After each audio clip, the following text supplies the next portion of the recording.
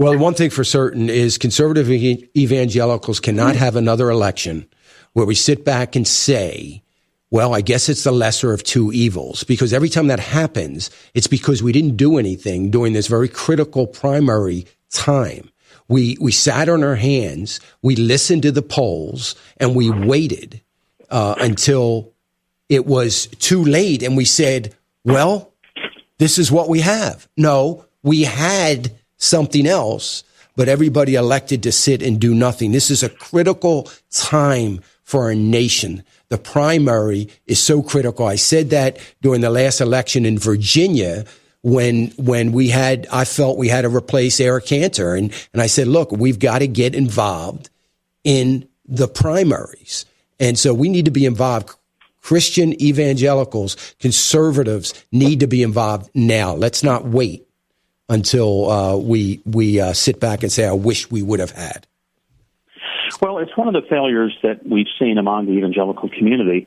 We end up, we get what we want, but we didn't want what we got. Yeah. And what happens is we end up being impressed with the candidate who has the most money or who is leading in the polls.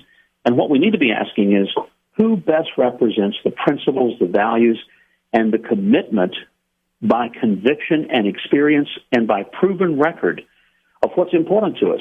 Yeah. Because right now what I'm seeing is evangelicals that are enchanted and infatuated and fascinated with people who, if you really ask them, they say, well, I don't know that he would be a good president, but, gee, he's really interesting.